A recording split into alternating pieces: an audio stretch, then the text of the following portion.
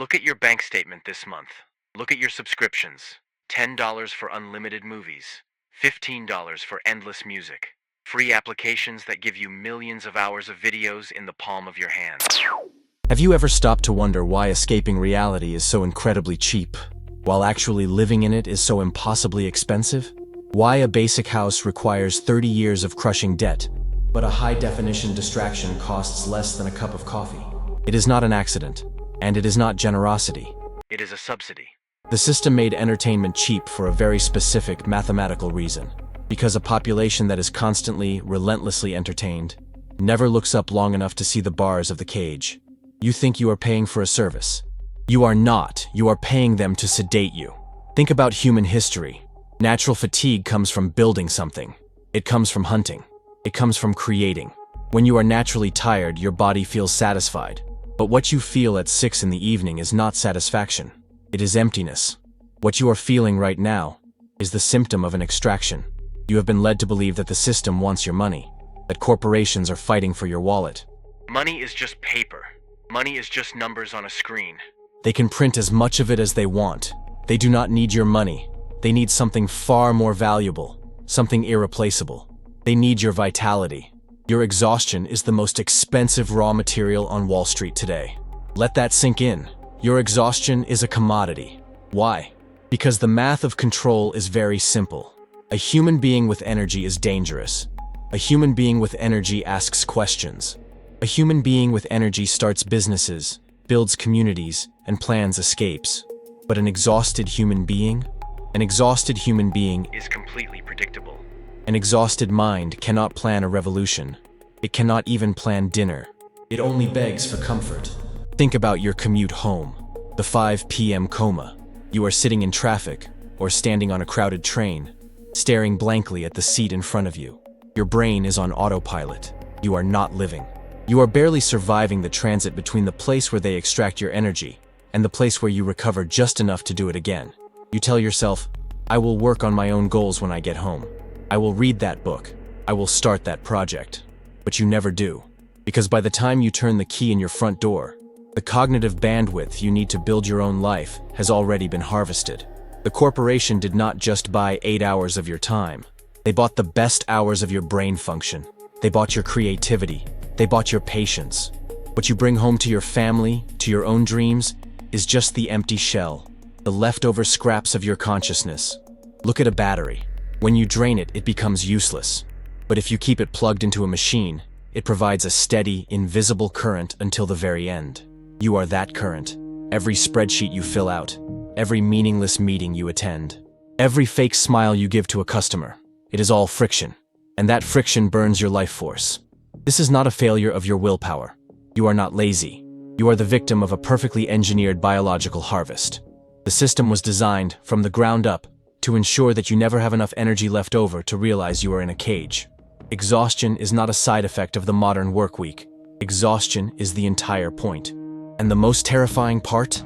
They knew that if they just left you exhausted, you might eventually snap, you might rebel. So they had to invent a way to keep you quiet. They had to invent the pacifier. You finally make it home. You drop your keys. You collapse onto the couch. You have absolutely no energy left. So what is the very first thing you do? You reach into your pocket and you pull out a screen. Why? Ask yourself this logically. Why would a biologically exhausted organism deliberately expose its eyes to artificial blue light and its brain to thousands of rapid-fire images? Because you are not looking for rest. You are looking for sedation. Do not call it entertainment. That is a marketing word designed to make you feel in control. What you are holding in your hand is a chemical containment device. Think about the algorithm. The engineers who built it do not want to make you happy. Happiness is a final destination. Happiness puts the phone down. Happiness does not scroll. The algorithm wants to feed you micro doses of cheap dopamine, just enough to numb the pain of your day, just enough to stop your deep, quiet frustration from turning into actual anger. Because anger is dangerous. Anger is the fuel of change. Anger burns down the cage. But a sedated mind just swipes to the next video. In ancient Rome, the emperors gave the peasants bread and circuses to keep them from revolting against the empire. Today the circus is in your pocket. The bread is delivered to your door by an app. The emperors are in Silicon Valley, and their containment protocols are infinitely more precise. They track how long your eyes linger on an image. They measure the exact millisecond your attention drops. They inject the specific type of content required to keep your brain active, even when your body is screaming for sleep. This is not a hobby. This is a highly advanced, mathematically perfected anesthetic. You think your couch is your sanctuary. It is not. It is a charging dock. The system plugs you in on Friday night. It feeds you artificial stimulation, cheap junk food, and endless digital noise. Not to help you heal, not to make you stronger, but to ensure your battery does not completely die before Monday morning. You are literally paying monthly subscription fees to anesthetize the psychological trauma caused by the system that extracts your labor. It is a closed loop, the perfect trap. They drain your life force during the day, and then they sell you the digital painkiller you desperately need to survive the night. The neutralizer works perfectly. It provides phantom joy to replace the real joy the system stole from you. You experience the illusion of adventure through a video game. You experience the illusion of connection through social media. You experience the illusion of living while your actual physical body slowly rots in a chair. You are trading the limited hours of your conscious existence for a digital mirage. Every time you binge watch a season in one sitting, every time you spend 3 hours scrolling through the curated lives of strangers, you are successfully completing the sedation protocol. You are being a good, compliant, predictable product. You are locking your own cell from the inside. What is the system actually afraid of? Think about it. It is not afraid of your political opinions. It is not afraid of your angry posts on social media. It monetizes your anger. The ultimate nightmare of the modern economy is a very specific type of person.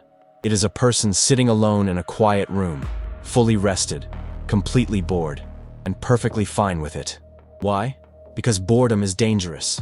Boredom is the breeding ground of human identity. When you are bored, your brain is forced to entertain itself. It wanders. It evaluates. It starts to ask dangerous questions about your life, your career, and your future. When you sit in silence, you start to hear the voice that the noise was designed to drown out. That is exactly why the system declared war on boredom. They convinced you that being bored is a waste of time. They convinced you that every empty second of your day must be filled with a podcast, a video, a scroll, a notification. They eradicated the silence. Because in the silence, you remember who you were before they hired you. You have been tricked into believing that resting is a luxury. It is not. Rest is a weapon. A mind that sleeps 8 hours a night and refuses to consume cheap digital garbage is an ungovernable mind. Health is not just a medical condition anymore. In a system that profits from your biological exhaustion and your psychological anxiety, being healthy and rested is a radical act of rebellion. But escaping this is going to hurt, because you are an addict. We all are. The sedation protocol has been running in your veins for decades. If you turn off the screens today, you will feel the withdrawal. You will feel an unbearable, crawling anxiety. You will feel a desperate urge to reach for the glass rectangle in your pocket, just to feel something. Do not reach for it. That discomfort you are feeling, that anxiety, that is not you missing the internet. That is the sensation of your own brain waking up from a 20-year coma. It is the pain of the anesthesia wearing off. You have to let it hurt.